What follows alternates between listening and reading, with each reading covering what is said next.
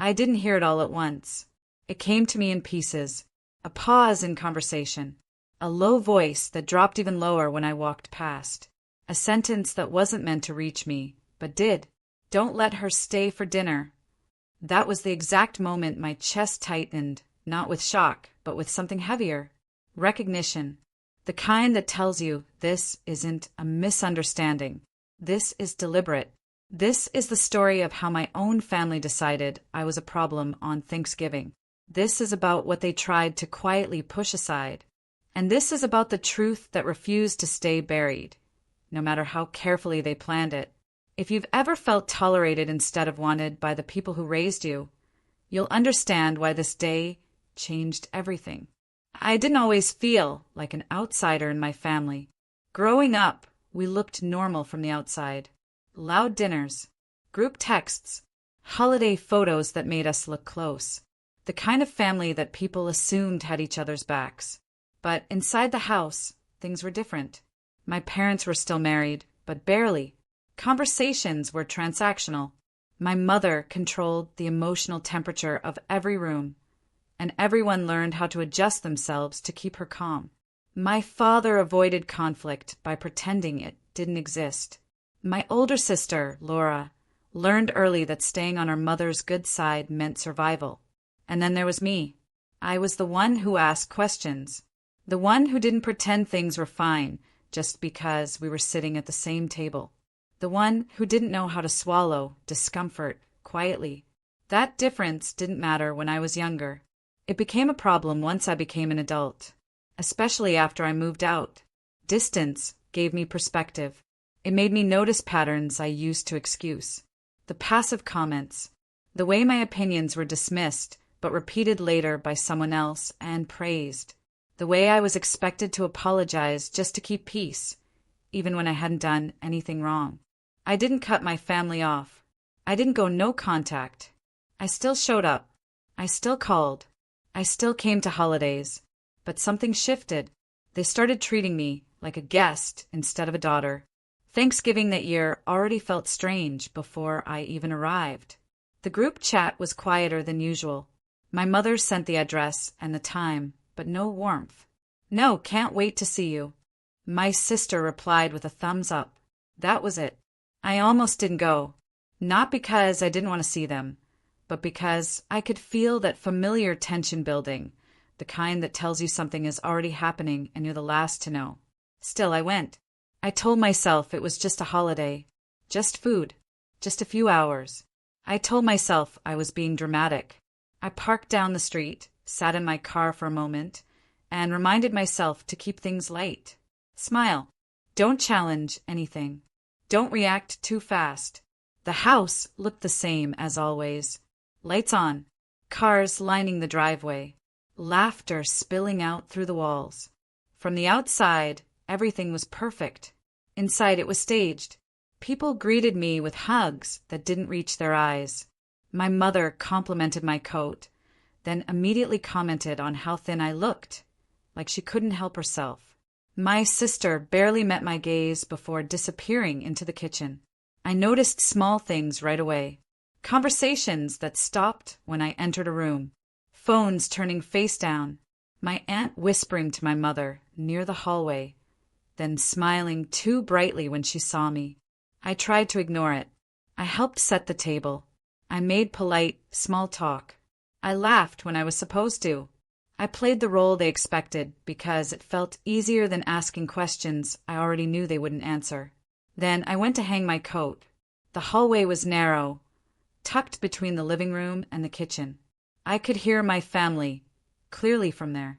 I wasn't trying to listen. I wasn't sneaking around. I was just there. That's when I heard my sister's voice. Quiet, controlled, not angry, calculated. Don't let her stay for dinner. There was a pause. Then my mother responded, even quieter. We'll figure something out. My body didn't lock up. I didn't stop breathing. I didn't freeze. What I felt instead was a slow, sinking certainty. They weren't reacting to something I had done that day. This had already been discussed. I stood there longer than I should have. Long enough to hear my aunt sigh and say, "It's better this way." long enough to hear someone else murmur agreement. I walked back into the living room like nothing had happened. No one looked at me. That's when I knew something was wrong in a way that couldn't be fixed with conversation. I wasn't supposed to confront them yet. They were still deciding how to get rid of me. Dinner wasn't ready, but I was already being edged out. My mother asked me if I'd eaten earlier, which was strange. She'd never cared before. My sister suggested I might be tired from the drive. My aunt mentioned traffic getting bad after sunset. All hints, all gentle pushes. I smiled through it, because what they didn't know was that this wasn't the first time I'd been excluded, just the first time I'd heard them say it out loud. A few months earlier, I'd noticed my family had stopped telling me things. I found out about my cousin's engagement through Instagram. I learned about my father's health scare after it was already handled. Group chats I used to be part of suddenly felt incomplete, like messages were missing. When I asked about it, I was told I was imagining things, that I was sensitive, that I was busy anyway, that it wasn't a big deal. I started doubting myself, wondering if I was creating distance where there wasn't any. Thanksgiving proved I wasn't. They weren't just drifting away. They were managing me. And the worst part was realizing they had a reason. I just didn't know what it was yet. As people moved toward the dining room, my sister brushed past me and whispered, "We'll talk later." Later never comes in families like mine. Later is a placeholder, a delay tactic, a way to keep you quiet until the moment passes. I sat at the edge of the table, not fully included, not fully dismissed. My plate was smaller than everyone else's. No one asked if I wanted more. I watched them interact with each other like I wasn't there. Inside, something shifted. Not anger, not sadness. Clarity. Whatever they were hiding, it wasn't small. And they were terrified I'd stay long enough to find out. They thought dessert was the finish line. They were wrong. By the time plates were being cleared, I had already made a decision. I wasn't going anywhere. If they wanted me gone, they were going to have to say it out loud. Not hint at it. Not maneuver me toward the door with politeness and fake concern. I stayed in my chair as people pushed back from the table. I helped collect dishes. I poured myself another drink without asking. My mother noticed. Her smile tightened just a little. That smile meant she was recalculating. Dessert was supposed to be next. Pie. Coffee. The part of the night where things slow down and people relax.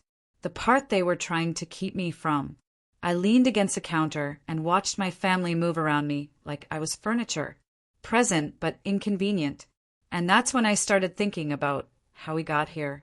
When I was younger, my family used to joke that I was too honest. They said it like it was a personality quirk. Something harmless. Something I'd grow out of.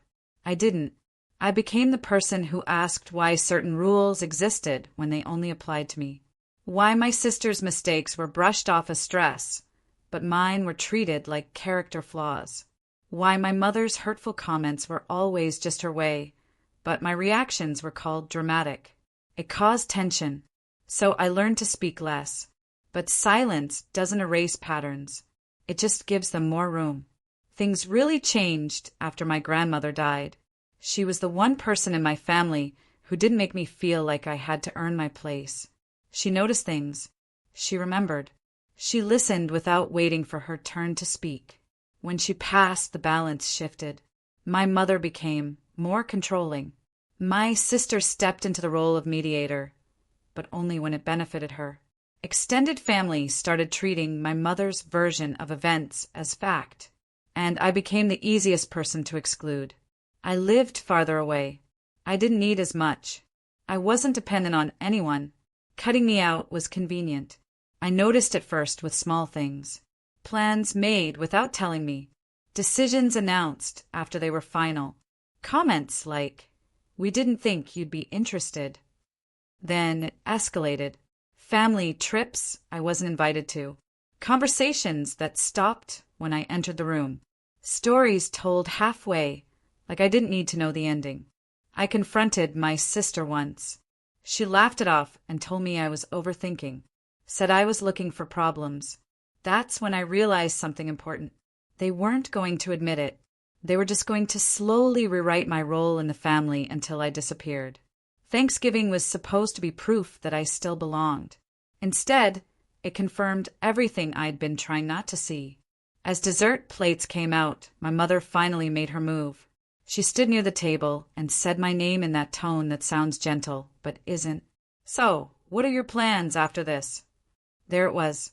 Not, "Do you want pie?" Not, "Stay as long as you like." An exit strategy.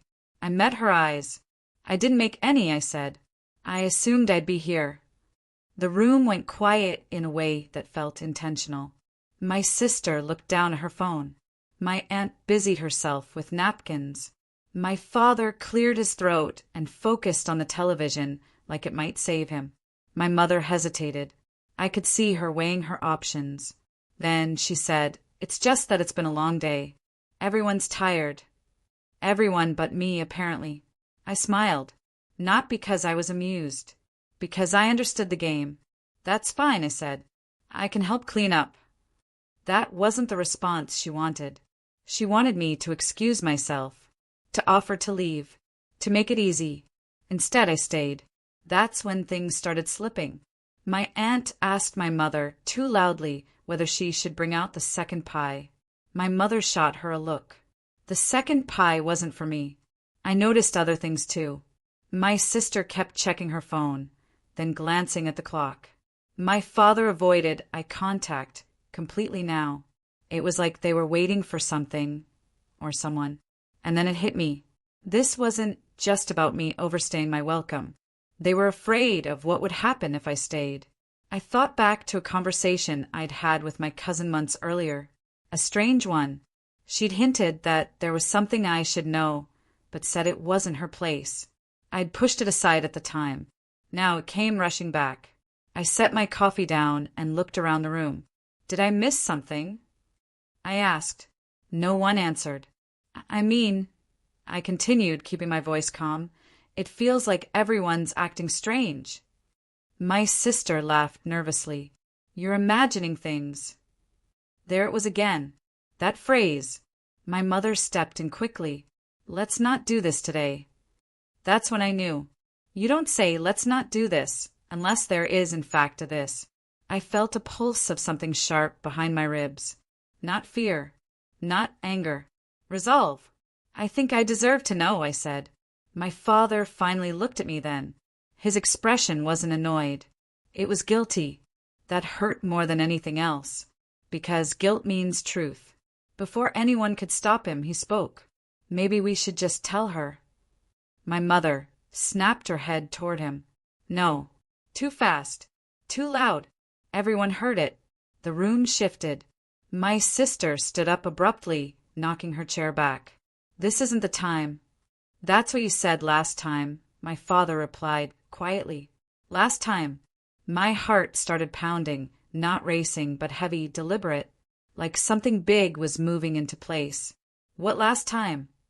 I asked. No one answered me. Instead, my mother turned to my sister. I told you she wouldn't let this go. That sentence wasn't meant for me, but it explained everything. They hadn't just excluded me.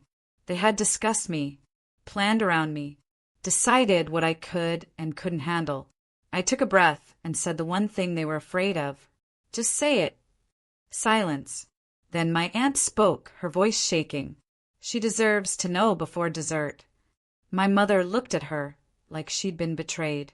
And that's when I realized the truth wasn't just about me. It was about something they'd all agreed to keep quiet. Something that was about to come out whether they liked it or not. I waited, letting the silence stretch long enough for everyone to feel its weight. No one moved. No one spoke. It was clear now. The truth wasn't just something they were hiding from me. It was something they were terrified I would uncover. And that fear was louder than any words.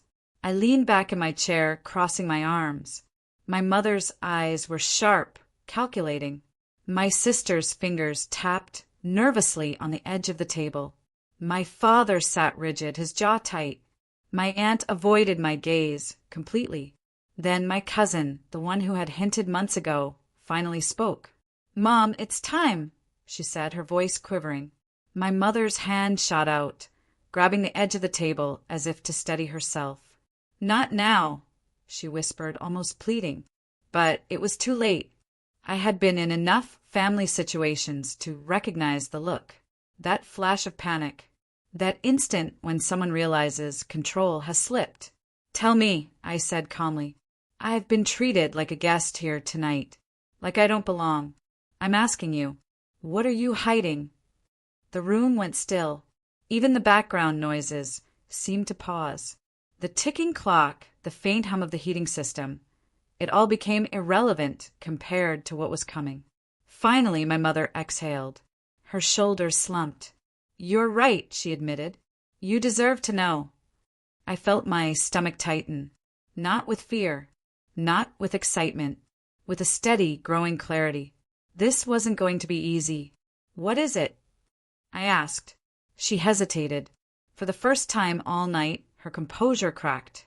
Her voice, usually controlled and measured, wavered. "It's about your father's business." My heart skipped a beat, not out of shock, but out of recognition. My father's business was complicated, private, controlled, and I had always sensed that there were parts of it I wasn't supposed to know. "She found out," my sister whispered, almost to herself, her voice trembling, "about the emails, the transfers." Now the pieces started falling together. The quiet tensions, the whispered conversations, the odd looks.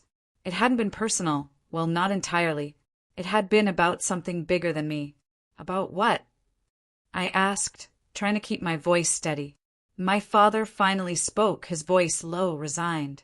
There were some mistakes, decisions that had consequences. Big ones.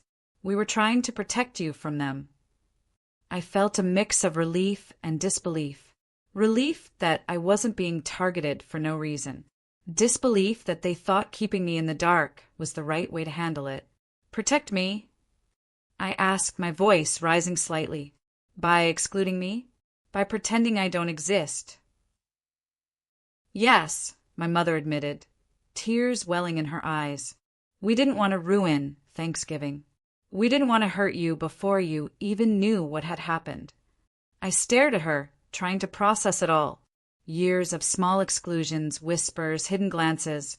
It had all been tied to this one secret. "And you thought hiding it would work?" I asked. My father sighed. "We didn't know how else to handle it. We wanted to tell you at the right moment, but the moment never felt right." I looked around the room. Everyone was watching me now, expecting me to react, expecting me to explode or break down. Instead, I just sat there, quiet, calculating, observing. The anger bubbled under the surface, but I kept it in check. I wasn't going to give them the satisfaction of seeing me unravel. Finally, I said, "So all of this, the whispers, the hints, the way I've been treated, it was about your fear of me finding out first?" "Yes," my mother said softly. "And we were wrong. We should have been honest from the start." My cousin nodded. "We just didn't know how. We wanted to protect the family."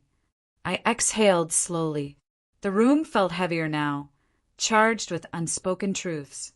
I realized that nothing about tonight would ever be the same. Not for me. Not for them. Because once the truth comes out, there's no going back. I leaned forward, my eyes on my mother. "Then it's out," I said. "I know. I'm here. And now we deal with it." And in that moment, I understood something important. Family isn't just about closeness or smiles at the table. It's about honesty even when it hurts. It's about facing the uncomfortable truth, even if it destroys the illusions you've built. For the first time that evening, I felt a strange calm. Because no matter what happened next, I knew I had the upper hand. The truth was mine now, too. Dessert sat untouched on the table. The sweet smell of pie no longer distracted from the tension. Every fork, every sip of coffee was secondary to what had just unfolded. I looked at each person in the room. I saw their fear, their guilt, their regret. And I realized they weren't the only ones who had to face consequences tonight. Because the truth didn't just change them. It changed me. I didn't feel vindictive. I didn't feel triumphant. I felt aware, awake, finally seeing the reality I'd been kept from for so long. And as I stared at them, I asked the question that would linger in my mind long after Thanksgiving was over. If the truth can't be hidden from me anymore, what else will I discover? The room was quiet but not peaceful. It was heavy, weighted with things that had been buried for years and were now forcing their way to the surface. I looked around, seeing my family as I hadn't before, not as people who were supposed to love me unconditionally, but as people struggling with fear, guilt, and secrets. I realized that the truth they had tried to hide wasn't just about money or business or some distant consequence. It was about trust, about control, about power, about how they saw me, and how they thought they could protect themselves from me by keeping me in the dark. My mother finally broke the silence. "I wanted to tell you before dessert," she said, her voice trembling. But I couldn't bring myself to. I thought if we waited it would be easier. It wasn't. I nodded slowly. I wanted to respond. I wanted to scream. I wanted to cry. But instead I kept my composure. "What I don't understand," I said carefully, "is why everyone else was in on it. Why I had to feel invisible to all of you tonight. Why you whispered about me like I wasn't even here." My sister avoided my gaze. We didn't know how to handle it either. We just followed Mom. "You just followed her?" I asked, my voice calm but sharp, even when it meant treating me like I didn't belong. There was no answer, only silence and shifting eyes. I took a deep breath and leaned back, letting the tension settle over them as much as it settled over me. For years, I had internalized their subtle exclusions. I had doubted myself. I had wondered if I was overreacting, imagining slights that weren't real. But now I knew. I wasn't imagining anything. Every whisper, every sidelong glance, every small exclusion had been real, and it had been deliberate. I looked at my father. He had remained quiet for most of the evening, the weight of his own guilt etched into his face. "I can't believe you let it get this far," I said softly, not as an accusation but as a realization. "You let all of this, weeks, months, years, build up instead of being honest." His eyes dropped. "I thought I was protecting you." I shook my head. "You weren't protecting me. You were protecting yourselves. And now, nothing is easy anymore." The room shifted again. My aunt tried to interject, but I raised my hand, not in anger, in acknowledgement of the control I was reclaiming. I needed them to hear me, to understand that this night was no longer about polite smiles or controlled reactions. It was about facing the consequences of what had been done in secret. "Do you know how it feels," I continued, "to sit at a table where everyone is pretending I belong, while knowing they've been planning to keep me out? To smile while hearing my name whispered in ways I shouldn't have heard?" My mother's eyes welled up. My sister's shoulders slumped. My father looked stricken.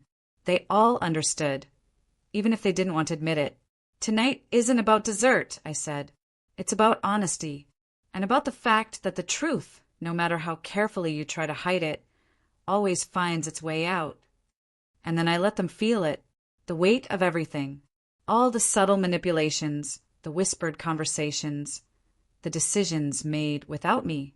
They couldn't hide from me anymore. My cousin finally spoke again. We didn't want you to get hurt. We thought if you didn't know, you'd be safe." I shook my head. Being kept in the dark doesn't make me safe. It makes me powerless. And tonight that ends. A tension broke in the room. Not a relief, not yet, but the kind of shift that happens when everyone realizes the rules have changed. I wasn't going to leave. I wasn't going to apologize. I wasn't going to pretend like their plan worked. Dessert sat on the table, half forgotten, its sweetness irrelevant. I didn't care about pie anymore. I cared about acknowledgement, about truth, about reclaiming the part of myself that tried to erase. They all looked at me, unsure how to respond, afraid even. afraid that their careful control had failed. And in that pause, I realized something terrifying and liberating at the same time. The truth didn't just change them. It changed me. It gave me clarity, strength, perspective. I could see their fear, their guilt, their shame, and I understood that I no longer had to absorb it as my own. I finally asked, quietly but firmly, now that it's out, what happens next? My mother swallowed hard. My sister looked at her feet. My father didn't answer immediately. And in that moment, I felt the full weight of the night. Not the whisper, not the exclusion, not the carefully staged politeness. The weight of everything that had been kept from me, and the responsibility to decide what I would do with it. Because once the truth is exposed, the rest is no longer in their control. It's yours. The room stayed silent for a long moment, each of us processing what had just happened. I could feel their anxiety, their guilt, their uncertainty. But I also felt something else. Something I hadn't felt in a long time. Power, clarity, the kind that comes from knowing the truth and knowing you no longer have to pretend everything is fine. Finally, I spoke again. You kept me out of your lives, out of your decisions, out of the truth. You tried to control me by keeping me in the dark. But now I know, and I can't go back to pretending I don't. My mother's eyes glistened with tears. My sister finally met mine, her expression a mixture of guilt and fear. My father sighed heavily, shoulder slumping, as if the weight of years had suddenly fallen on him all at once. You think we did this to hurt you? My mother asked softly. Yes, I said. And no, you thought you were protecting me. But protecting me from what? The truth? Life? The mistakes that we all make? The things we can't control? She didn't answer. She couldn't. And in that silence, I realized that honesty, the kind that hurts, is more powerful than comfort, more powerful than polite smiles or whispered plans. I took a step closer to the table. The untouched dessert, the half-empty glasses, the chairs that had been pushed around me, it didn't matter anymore. I wasn't here for tradition. I was here for reality. I'm not angry, I said. Not really. I'm awake. I see things clearly now. And I don't have to carry the weight of what you were afraid to tell me. My sister's voice shook. We didn't know how to handle it. We just followed. That's exactly the problem, I replied. You followed instead of speaking. You stayed silent while pretending I didn't exist. You let fear dictate how you treated me. The room felt heavy, suffocating, but alive. The kind of tension that comes before a storm breaks. I didn't know what the next few hours or days would bring. I didn't know if apologies would be enough, if trust could be rebuilt. But one thing was clear. The truth had come out, and nothing would ever be the same again. I looked at each of them, really looked, and for the first time in years I felt like I belonged. Not because they accepted me blindly, but because I had refused to let them dictate my place in my own life. And as I sat back down, taking in the room, I asked the question that would linger long after Thanksgiving was over. How many times do we let others define our place before we finally stand up and claim it for ourselves? I didn't know the answer, but I did know one thing. I would never let anyone whisper about me behind my back ever again. Not on Thanksgiving. Not ever. Because the truth, once it explodes, is unstoppable. And sometimes the hardest part isn't the betrayal, the exclusion, or the secrets. It's realizing that the only person who can decide how it ends is you.